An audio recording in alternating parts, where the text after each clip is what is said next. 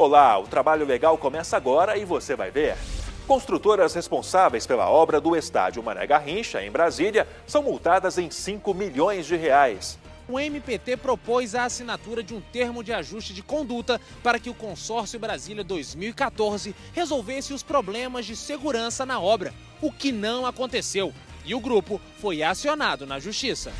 Fórmula 8595 para a concessão de aposentadoria ainda não foi analisada pelo Congresso. Houve uma manifestação de várias entidades, inclusive existem várias ações no Supremo Tribunal Federal, questionando a constitucionalidade. E mais, a rotina de um bombeiro militar. Nossa equipe acompanhou um simulado em Brasília. Nós somos um corpo, não sou eu que faço o salvamento, não é o bombeiro que está na ponta que está fazendo o salvamento, então é um conjunto aqui. O Trabalho Legal é o programa do Ministério Público do Trabalho em parceria com a Associação Nacional dos Procuradores do Trabalho. O consórcio que construiu o estádio Mané Garrincha, em Brasília, terá que pagar 5 milhões de reais por dano moral coletivo após denúncia do MPT. As construtoras responsáveis pela obra receberam 67 notificações depois de cometerem irregularidades trabalhistas que inclusive levaram à morte de um operário. A condenação do consórcio que construiu o estádio Mané Garrincha ocorreu 3 anos depois da morte de um operário na obra. O Ministério Público do Trabalho acompanhou de perto todo o processo desde o começo. Este procurador do trabalho explica que o MPT cobrou na Justiça e junto às empresas melhores condições para o desempenho das atividades dos trabalhadores. Então, imediatamente me desloquei lá ao Estádio Nacional, levamos nossa engenheira, fez um trabalho muito bem feito e constatamos realmente uma situação, tecnicamente falando, de desrespeito à legislação trabalhista, as normas regulamentadoras no que se refere à construção civil e outras mais, E a partir daí começou um trabalho de interlocução com o consórcio construtor lá do Estádio Nacional. Aproximadamente 3.600 empregados trabalharam na construção do novo estádio. Durante a execução dos serviços, o Ministério do Trabalho e Emprego lavrou 69 autos de infração contra as empresas. Após o acidente, o MPT propôs a assinatura de um termo de ajuste de conduta para que o Consórcio Brasília 2014 resolvesse os problemas de segurança na obra, o que não aconteceu. E o grupo foi acionado na Justiça. Fizemos várias audiências aqui na Procuradoria, apresentamos realmente as provas técnicas, e íamos evoluindo, só que não foi evoluindo em questões essenciais, que no nosso entendimento ia contribuir para manter a situação de insegurança na obra. Então, depois de 3 audiências na Procuradoria, audiências muito pesadas, muito longas, então o Ministério Público do Trabalho não teve opção senão ajuizar a ação civil pública. As empresas foram condenadas a pagar 5 milhões de reais por dano moral coletivo. E não é um valor aleatório, não. Ele é condizente com a gravidade da situação, o que isso significa para a sociedade como um todo. Claro que tem uma repercussão grande, obviamente, em relação à família das vítimas. Existe uma coisa, uma das situações mais dramáticas que você pode vivenciar no mundo do trabalho, é você estar numa audiência judicial e ver crianças correndo para lá e para cá e sabendo que vai ter uma audiência daqui a pouco, que vai discutir indenização por acidente de trabalho com vítima fatal e saber que aquelas crianças vão crescer sem um pai ou a mãe. Valdir Pereira ainda destacou que o Ministério Público do Trabalho desempenha um papel importante no cumprimento da legislação trabalhista, com o objetivo de melhorar as condições de trabalho. Vamos fazer seminários sim, vamos fazer visitas sim, vamos fazer corridas de rua sim, prevenção a acidente, cartilhas e tudo mais. Agora é preciso que haja uma conscientização e que não haja realmente uma vocação, ou uma intenção de não se cumprir norma de segurança e saúde do trabalho, às vezes até de forma intencional. Por meio de nota, o Consórcio Brasília 2014 afirma que todas as normas de segurança foram cumpridas durante a construção do estádio e que isso foi comprovado no processo judicial, que teve pedido de extinção feito pelo grupo, já que a obra foi concluída enquanto o processo corria na Justiça. O consórcio disse que a punição não possui respaldo e que irá recorrer. Quem trabalhou pelo menos 30 dias com carteira assinada em 2014 recebeu até 2 salários mínimos e está inscrito há pelo menos 5 anos no PIS ou PASEP tem direito ao abono salarial. O pagamento no valor de 1 salário mínimo já começou e você vai ver agora o calendário de saques, começando pelo PIS. Os nascidos em julho, agosto, setembro, outubro, novembro e dezembro recebem o benefício no mês de aniversário a partir do dia 15. Quem nasceu em janeiro e fevereiro pode retirar o dinheiro a partir de 14 de janeiro de 2016. Mais de um mês depois, a partir de 16 de fevereiro, receberão o PIS quem nasceu em março e abril. Por último, no dia 17 de março, os aniversariantes de maio e junho. Agora, sobre o PASEP, os beneficiários têm que ficar atentos ao número do benefício. Quem tem o final 0 corresponde ao mês de julho, 1 agosto, 2 setembro, 3 outubro, 4 novembro, 5 janeiro, 6 e 7 correspondem ao mês de fevereiro. E, por último, quem tem final 8 e 9 poderá sacar o PASEP em março de 2016. A data limite para sacar o abono é 30 de junho do ano que vem. Mais informações estão disponíveis nos sites do Banco do Brasil, responsável pelo PASEP, e da Caixa, que administra o PIS. A seguir, entenda a fórmula 8595 em 1 minuto.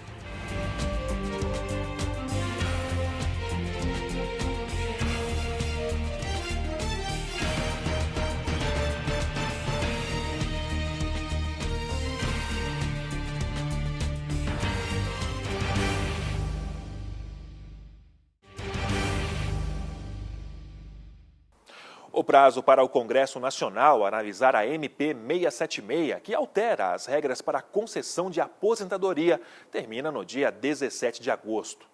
Mas pode ser prorrogado por mais 60 dias. Depois disso, se não for votada, a medida provisória perderá a validade. Entenda agora, na reportagem de Rodrigo Nunes, como funciona o cálculo. Desde o dia 17 de junho de 2015, a Fórmula 8595, uma nova regra para a concessão de aposentadorias, está valendo. Mas você sabe como funciona? Eu não sei nem explicar, sabe? Porque agora nós temos que ter a somatória 95, que seria 60 anos de idade mais 35 de contribuição. E eu já passei os 35 anos de contribuição, estou aguardando. Para a mudança de demorar o tempo, não sei exatamente como ficou. Funciona assim. Agora, quem se aposentar até dezembro de 2016 recebe o benefício integral se a soma da idade mais o tempo de contribuição chegar a 85 para mulheres e 95 para os homens.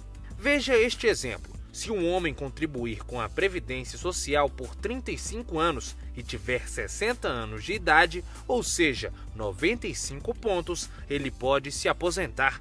Já a mulher que trabalhar com carteira assinada durante 30 anos e tiver 55 anos de idade e somar 85 pontos, também pode entrar com o pedido de aposentadoria. A nova fórmula é uma alternativa ao fator previdenciário, que continua valendo. Esse cálculo leva em consideração o tempo de contribuição à Previdência Social, a expectativa de vida e a idade do trabalhador. O problema do fator previdenciário é que ele dificulta um planejamento do trabalhador, porque como ele leva em consideração a expectativa de sobrevida, isso tem sofrido alterações ao longo dos anos. Então, às vezes você se programa, vou trabalhar mais 4 anos para ter um fator previdenciário bom, e aí daqui a 4 anos altera-se novamente o cálculo do fator previdenciário e isso gera uma insegurança jurídica. Então, traz uma vantagem aí para o trabalhador e aí sim ele vai poder se programar, porque é uma aposentadoria voluntária.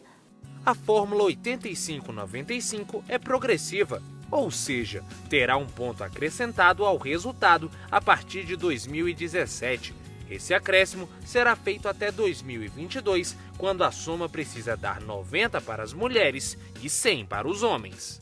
O governo tinha que trazer dados atuariais, porque essa fórmula que foi apresentada, com essa progressividade, não mostrou nenhum cálculo atuarial embasando, né? Então, não fica aquela situação garantida em termos de um sistema gerido em equilíbrio atuarial. Eu acho que a curto prazo existe um benefício importante, que é a possibilidade de que as aposentadorias não sejam tão precoces, possam ser retardadas e que, portanto, o efeito dessas mudanças pressione menos as contas da Previdência. Segundo o IBGE, nós brasileiros estamos vivendo mais. Entre 1980 e 2013, por exemplo, a expectativa de vida aumentou 12 anos. Levando em consideração que esses números vão continuar subindo, os gastos da Previdência Social também vão crescer e a arrecadação diminuir. Isso, segundo o governo, poderia causar problemas financeiros ao sistema, caso as regras de concessão de benefícios não fossem alteradas. Roberto Piscitelli avalia que a Previdência Social precisa de mudanças, principalmente no fator previdenciário. Ele tinha, claro, algumas distorções, continha em si mesmo algumas injustiças. Acho que a crítica principal que se fazia ao fator previdenciário decorria do fato de as pessoas terem que trabalhar mais tempo ou, para se aposentarem, utilizando-se da faculdade legal para tanto, perderem uma parcela substancial da sua remuneração, dos seus proventos. Então era preciso, de alguma forma, rever, aperfeiçoar o mecanismo, mas, sobretudo, se adequar às condições atuais de vida, à expectativa de vida dos brasileiros. A presidente da Comissão de Seguridade Social da OAB-DF explica que algumas entidades consideram que a medida provisória fere a Constituição Federal. Houve uma manifestação de várias entidades, inclusive existem várias ações no Supremo Tribunal Federal, questionando a constitucionalidade dessas medidas provisórias. Sobre dois aspectos. Sobre o aspecto formal, porque não se poderia alterar esses direitos, ou vários desses direitos, por medida provisória. Não há a característica de urgência que ela exige, porque são leis que já existem há muitos anos e deveria haver um debate no Congresso e vir através de lei, e não por medida provisória. Agora, a MP precisa ser aprovada pelo Congresso até o dia 17 de agosto. O prazo pode ser prorrogado por mais 2 meses.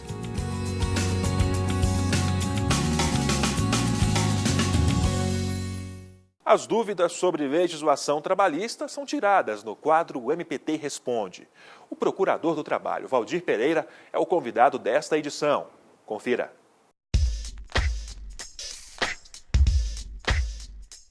Em quais casos eu posso procurar o MPT? O trabalhador pode procurar o Ministério Público do Trabalho em todo o Brasil, tanto nas capitais quanto nos municípios, e sempre que ocorrer uma situação em que direitos coletivos dele e de seus colegas, direitos trabalhistas, estejam sendo desrespeitados, seja em relação à jornada de trabalho, seja em relação a direitos que tenha decorrente desse contrato, seja em relação a assédio moral, enfim, sempre que a situação for coletiva e não meramente individual, ele pode procurar o Ministério Público do Trabalho, que vai ter realmente uma resposta coletiva para essa questão. Se eu denunciar a empresa em que eu trabalho e por esse motivo eu for demitido, o MPT tem como me ajudar? Qualquer pressão contra o trabalhador que faz uma denúncia no Ministério Público do Trabalho é inadmissível, inclusive é crime. Então, é livre o direito de petição no Brasil, de acordo com a nossa Constituição, a Constituição da República, né? Então, em havendo pressão, inibição ou ameaça de qualquer tipo, principalmente de dispensa ou demissão, então comunique ao Ministério Público do Trabalho que isso vai ser encaminhado para a área criminal ou para apuração, sem prejuízo de uma ação civil pública para garantir que os empregados tenham um livre exercício de petição. O que é PTM?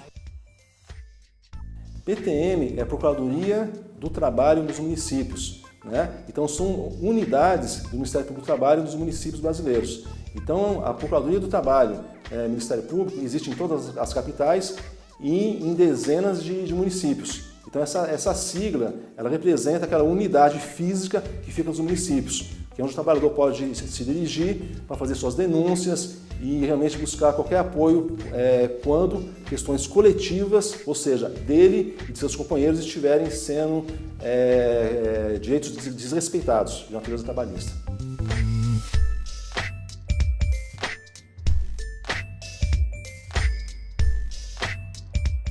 E você vai ver depois do intervalo o emocionante trabalho de um bombeiro militar.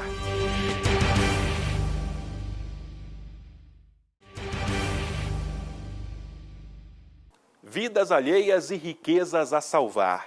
Esse é o lema do Corpo de Bombeiros Militar do Distrito Federal. Nossa equipe acompanhou um simulado da corporação para mostrar de perto o emocionante trabalho de um bombeiro militar. Vale a pena conferir.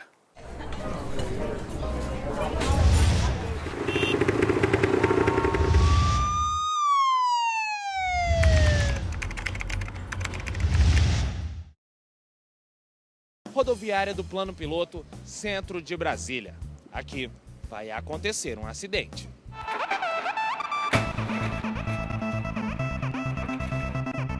Mas calma, calma que é tudo mentirinha. Isso aqui não passa de um treinamento do Corpo de Bombeiros. E hoje no quadro Meu Trabalho, a gente vai mostrar um pouco mais sobre a profissão de um bombeiro militar. E para explicar tudo sobre isso, quem vai falar com a gente hoje é o Tenente Salomão. Tenente, o que vai ser feito aqui? Ok, primeiramente a gente vai fazer um teste, né, de prontidão com os nossos militares, né, trazendo uma situação mais próxima possível do real. Um resgate veicular na plataforma superior da rodoviária, né? Essa é a ideia do treinamento de hoje. Esse treinamento, ele na verdade simula muitos casos que a gente pega no dia a dia, né? São acidentes automobilísticos. Aqui nós já pegamos alguns casos aqui na rodoviária, no buraco do Tatu, né, em que o carro ele cai realmente de uma altura considerável, causando lesão para quem está no habitáculo do veículo, né? Mas isso não é uma situação tão corriqueira quanto os acidentes de estrada, né, que se assemelham bastante a esse simulado que a gente vai fazer. Então faz toda a diferença um treinamento como esse hoje para o dia a dia do profissional? Sem dúvida. O treinamento, na verdade, é a base do Corpo de Bombeiros, né? A gente treina para chegar e atingir a perfeição, a excelência do serviço para a comunidade. Então vamos acompanhar na prática como é a profissão do bombeiro militar lá embaixo.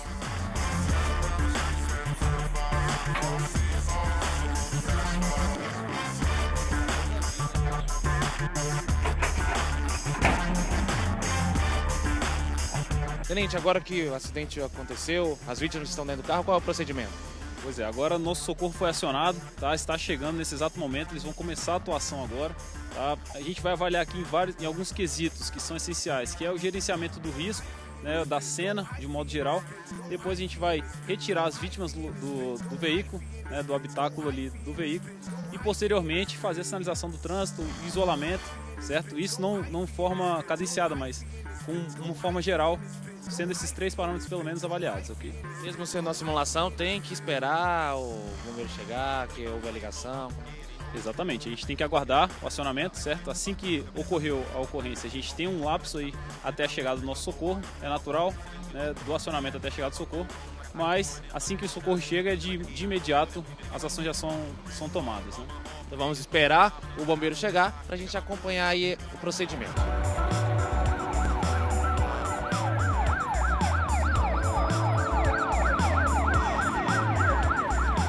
5 minutos de espera, agora que eles chegaram, alguns procedimentos têm que ser tomados. Exatamente. Agora a gente começa a avaliar todos os procedimentos técnicos, né, para o resgate veicular.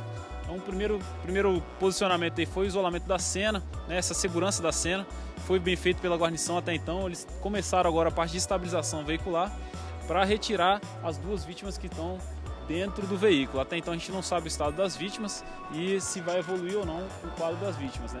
Tenente, o que eles estão fazendo aqui neste momento aqui? Nesse exato momento eles estão estabilizando o veículo, né? O veículo ele não pode ser mexido até que essas estabilizações sejam feitas. Por quê? Pode agravar a vítima que está lá dentro ou pode até agravar um bombeiro, no caso se entrar, o carro mexer de alguma forma, o bombeiro vir a se machucar ou a vítima agravar o seu estado, né? Então nesse momento eles estão estabilizando o veículo para que comece os procedimentos de corte e retirada das vítimas do local.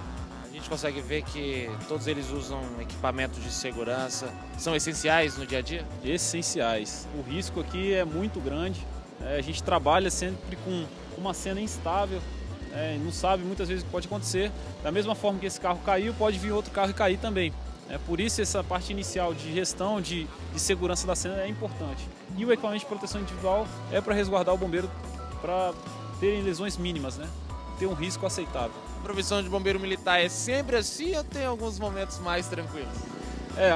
A rotina é essa, né? Um pouco estressante, até para o militar, mas é extremamente prazerosa.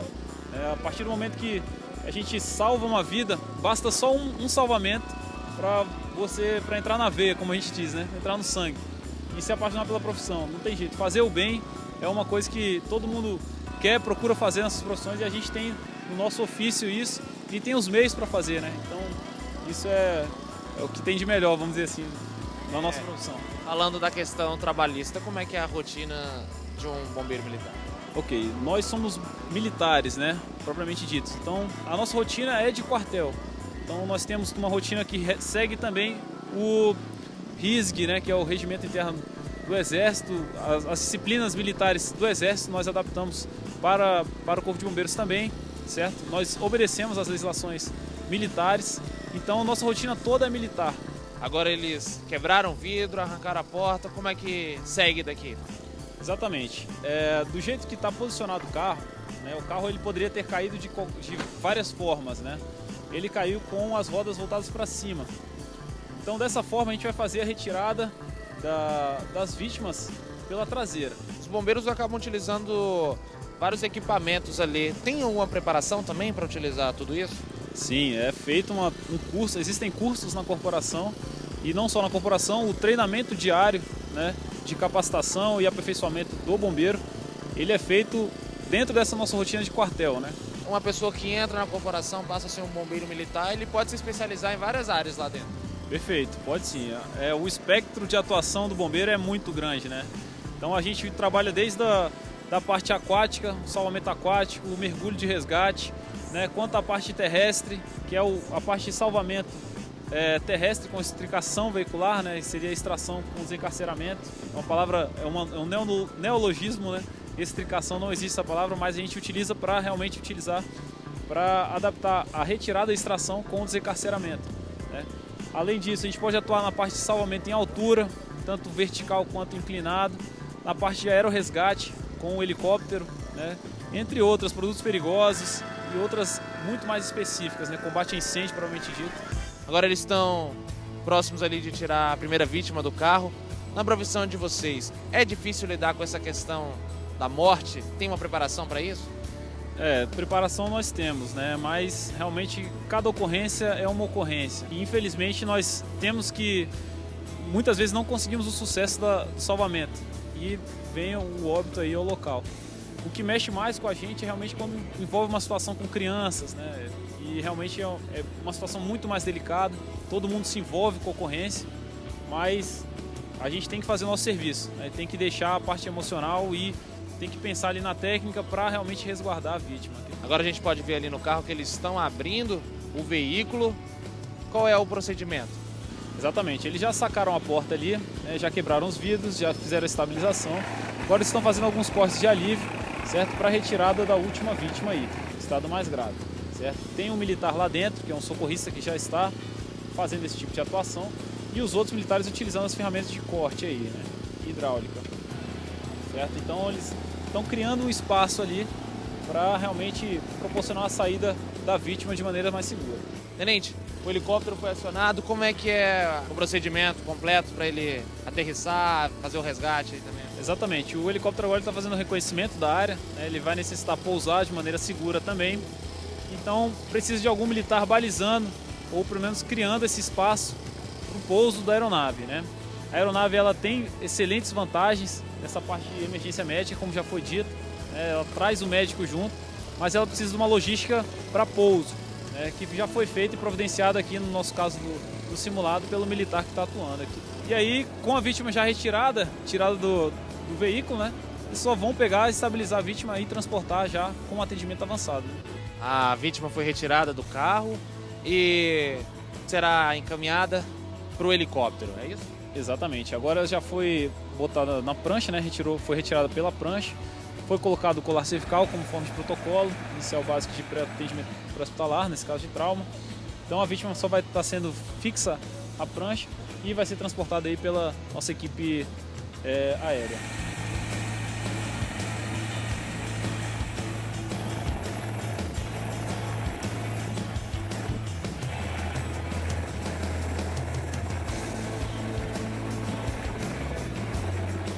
E aí, tenente? Quem gostou e quer ser um bombeiro, o que é preciso? Bom, primeiramente estudar bastante, né? É um concurso público, a admissão é só feita por concurso público e ter um preparo físico e psicológico, como vocês puderam perceber aí na ocorrência, para esse tipo de situação, né? Mas todos estão convidados, né? É sempre bom ter mais gente aqui realizando esse tipo de serviço. É isso, acompanhamos na prática a atividade dos bombeiros militares. E aí, você de casa, gostou? O quadro Meu Trabalho fica por aqui e voltamos ao estúdio. É muita adrenalina, hein? Parabéns aí aos bombeiros. E aí, tem alguma sugestão de reportagem? Então envie para trabalholegal.pautas@gmail.com. Para mais informações sobre o Ministério Público do Trabalho, é só acessar www.mpt.mp.br e também o Facebook ou o canal no YouTube. Esta edição fica por aqui, mas na próxima semana tem mais. Até!